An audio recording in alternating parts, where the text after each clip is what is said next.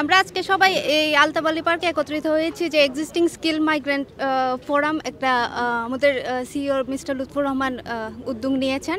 So আমরা সবাই জানি যে গভর্নমেন্ট যে হোয়াইট পেপার লটা পাবলিশ করেছে, যেটা হচ্ছে 10 years rule for the ILR.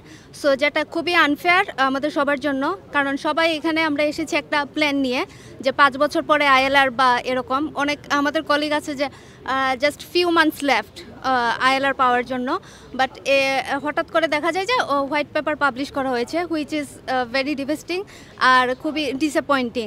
So আমরা সবাই এসেছি যে একটা উদ্যোগ নিয়ে যে আমাদের ভয়েসটা যাতে পার্লামেন্টের কাছে পৌঁছায়, কারণ আমরা একা যদি কথা বলি তাহলে এটা পৌঁছাবে না, বাট সবাই মিলে যদি আমরা কথা বলি তাহলে এটা অবশ্যই পার্লামেন্ট পর্যন্ত পৌঁছাবে। সো আমরা চাই সবাই যাতে এই ফোরামটাতে জয়েন করেন, এক্সিস্টিং স্কিল ওয়ার্কার যারা আছেন সবাই। সো যাতে আমরা জানি এখন আইনটা পাবলিশ হয় নাই, বাট পাবলিশ হওয়ার আগে যদি আমরা সবাই একত্রে এটা নিয়ে কথা বলি তাহলে আমরা আশা করছি যে গভর্নমেন্ট এটা পাবলিশ করার আগে চিন্তা করবে। সো আমরা চাই যে কনসিডার করুক নতুন রুলটা পাবলিশ করার আগে, যে নতুন এটা যাতে রেট্রোস্পেক্টিভলি যাতে অ্যাপ্লাই করা না হয়। নতুন মাইগ্রেন্টদের জন্য হলে এটা আমাদের সমস্যা নাই, বাট যাতে আমাদের এক্সিস্টিং যারা মাইগ্রেন্ট আছে তাদের কথাটা চিন্তা করে। আসসালামু আলাইকুম রহমতুল্লাহ বারাকাতুহু। আশা করি সব ভালো আছেন। আমরা ডব্লিউপিসির লুথুর ভাইয়ের যে উদ্যোগটা নিয়েছেন ইজ ভেরি গুড।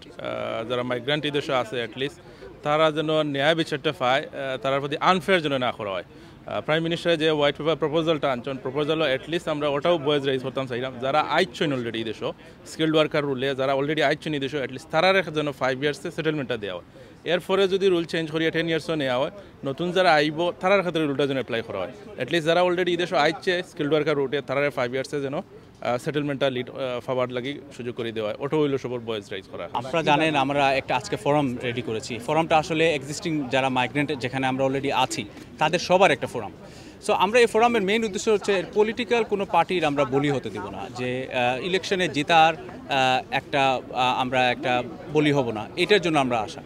যে আমরা জানি যে আইনটা এখনো হোয়াইট পেপার, এখন আইনটা বাস্তবায়ন হয়নি, কিন্তু যদি বাস্তবায়ন হয় তাহলে আমাদের কিভাবে আমরা আইনি পদক্ষেপ নেব, আমরা এটারে কিভাবে আমরা যে এটা প্রভাব পড়বে আমাদের মধ্যে, আমরা এটা কিভাবে এটা থেকে বাঁচবো। কারণ আমরা তো সবাই জানি আমরা 5 ইয়ার্সের জন্য এসেছি, 5 ইয়ার্স পরে আমরা আইএলআর পাবো। এখন যদি এটা আইনটা পাস হয়ে যায়, তারপর আমরা যদি 10 ইয়ার্স হয়ে যায়, আমাদের সবার প্লাঞ্চ হয়ে যাবে, সবার আমরা আসলে বিভিন্নভাবে আমাদের বিপর্যস্ত হব।